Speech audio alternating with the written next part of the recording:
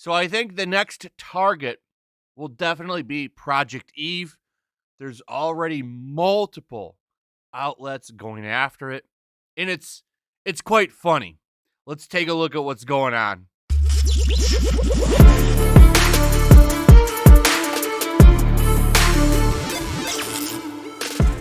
So the main problem people have with this game so far is the beautiful protagonist of the game.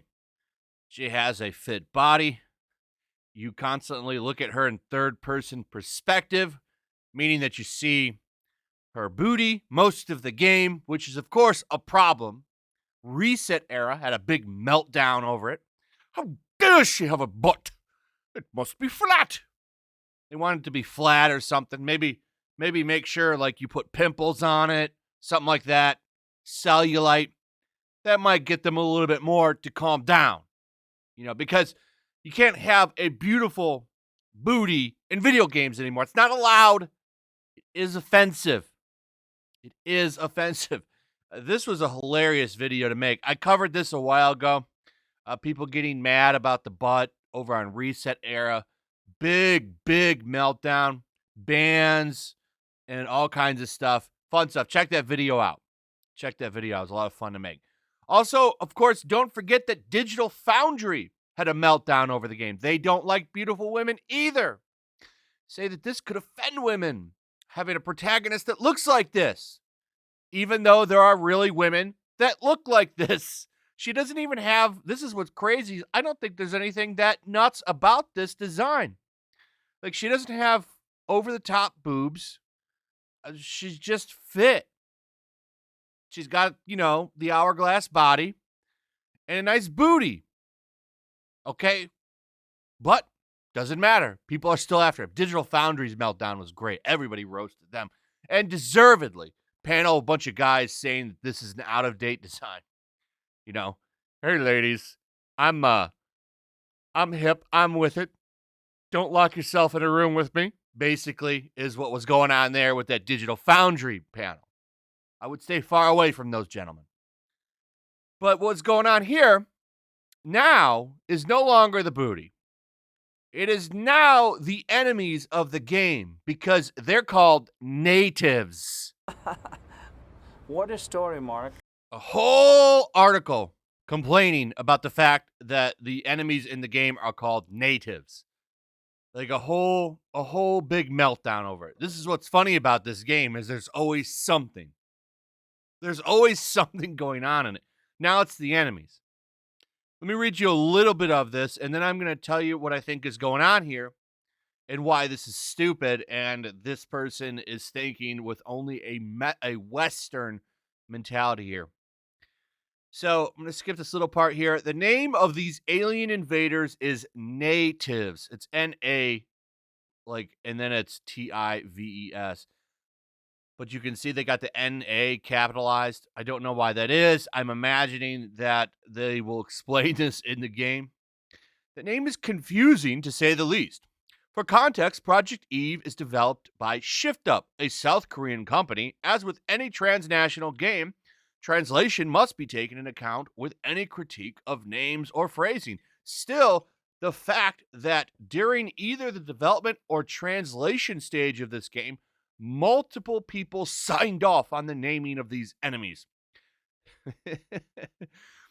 First and foremost, the name is simply a little bizarre in its stylization, as the idea of calling an invading alien race anything resembling the word natives is simply counterintuitive at best. However, with a little consideration and contextualization, it becomes a lot more problematic. Now, this article, I'm going to show you why it's incredibly stupid and looks at this only from a Western lens, because what they're doing here is they're basically taking into consideration Native Americans and what happened with them in North America. Okay?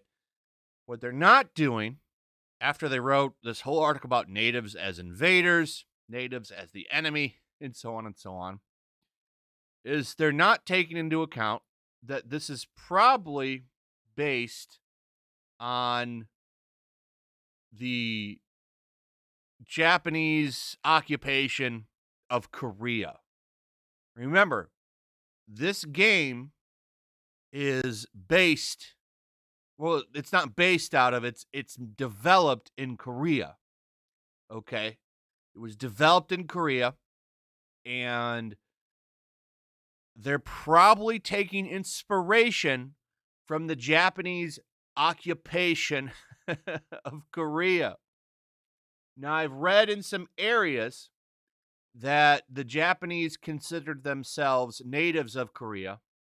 Like they owned the continent, and it was their right to be there, and they were the true natives or whatever. I could be wrong on that, but I did read a little bit about this, and it would seem that that was something that happened, and it would appear that the developers of Project Eve are using that as inspiration for the game, which would make sense. I mean, why wouldn't you use your own history and stuff that you know to develop something that's taking something and turning it into a creative idea for your game?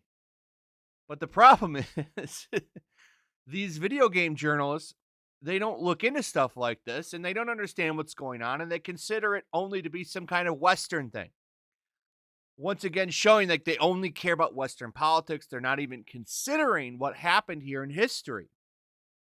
Okay? It's pretty obvious to me that the developers are using this time period for some inspiration with the idea, because in the game, the natives displace everybody and take over the world, from what I understand.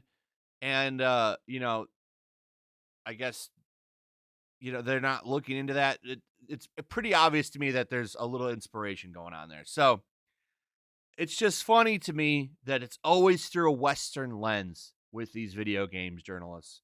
And this person claims to have done all this research, but didn't even consider that possibly they're taking inspiration from the time that Korea was under Japanese rule. So I don't know. Take it with a grain of salt, but I think I might be right here. And once again, proving that games journalists are complete morons, as they have proven themselves to be time and time again.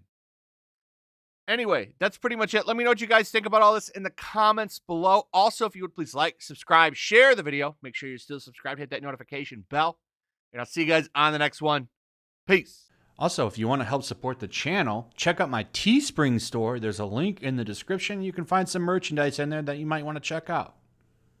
Also, make sure to follow me over on Twitch. I do watch parties, play video games over there. They're always fun. Follow me over there and come hang out. Also, make sure you subscribe to YellowFlash, my other channel. There's a link to that in the description as well. I do a lot of live streams over there that I don't do on this channel. Usually smaller and a little bit more personal. So make sure you follow me over there and sign up.